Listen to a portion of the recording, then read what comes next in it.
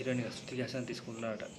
So already Salaar 2లో చేసింది, సలార్లో చేసింది, ఇప్పుడు డ్రాగన్ మూవీలో చేస్తుంది. లాస్ట్ సినిమా వచ్చిన విశ్వం ఫ్లాప్ అయింది. ఎప్పుడో సిటీ మార్ హిట్ కొట్టిండు, ఈ మధ్యలో సరైన హిట్ లేదు. భీమా కూడా యావరేజ్ ట్యాక్. కార్తిక్ సుబ్రాజ్ సినిమాలు అంటే కల్ట్ క్లాసిక్లా ఉంటాయి. సో జిగర్ తాండా, సో ఇందులో చాలా హింసగా ఉంటుంది.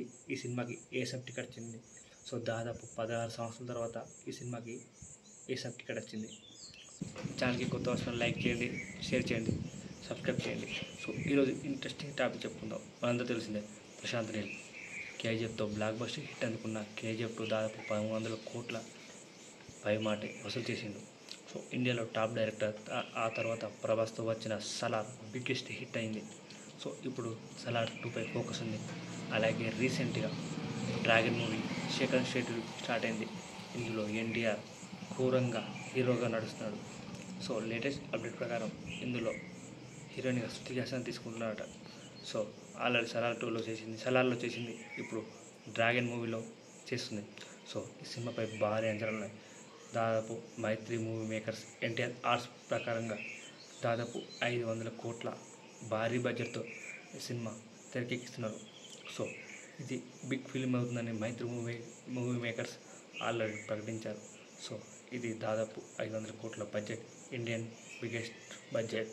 పుష్ప 2, ఇది రాజమౌళి సినిమా కూడా దాదాపు 800 కోట్లతో తెరకెక్కుతుందని తెలుస్తుంది. సో ఈ సినిమాపై చాలా అంచనాలు ఉన్నాయి. ఇంకోటి, గోపిచంద్ కొత్త సినిమా లాంచ్ అయింది.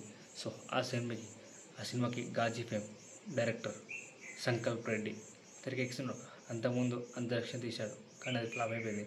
ఇప్పుడు గోపిచంద్తో 7వ శతాబ్దం నాటి కథ ప్రకారంగా ఆ సినిమా తెరకెక్కుతుంది. సో గోపిచంద్ లాస్ట్ సినిమా వచ్చిన విశ్వం ఫ్లాప్ అయింది. ఎప్పుడో సిటీ మార్ హిట్ కొట్టిండు, ఈ మధ్యలో సరైన హిట్ లేదు. భీమా కూడా యావరేజ్ ట్యాక్.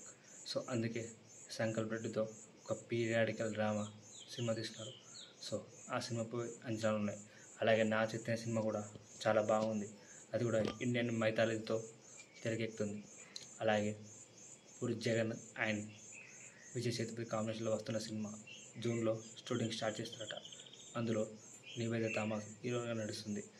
సో విజయ్ సేతుపతితో కాంబినేషన్ అంటే నెక్స్ట్ లెవెల్. ఎందుకంటే లైగర్ ఫ్లాప్ అయిపోయింది, ఆ తర్వాత వచ్చిన ఇస్మార్ట్ శంకర్ కూడా ఫ్లాప్ అయింది. సో ఇప్పుడు విజయ్తో సేతుపతితో ఈ సినిమా నెక్స్ట్ లెవెల్లో ఉంటుందట. దీనికి టైటిల్ బెగ్గర్ అని టైటిల్ పెడుతారు. సో మరి చూడాలి, అది హిట్ అయితే ఫ్లాప్ అవుతుందని చూడాలి. అలాగే మన సూర్య కల్ట్ క్లాసిక్. కార్తిక్ సుబ్రాజ్ సినిమాలు అంటే కల్ట్ క్లాసిక్లా ఉంటాయి. సో జిగర్ తాండా 2 ఎంత పెద్ద సక్సెస్ అయినా తెలిసే. సో ఇప్పుడు ఆ డైరెక్టర్ కార్తిక్ సుబ్రాజ్ మన సూర్యతో తీస్తున్నాడు. అందులో హీరోయిన్గా పూజ హెగ్డే.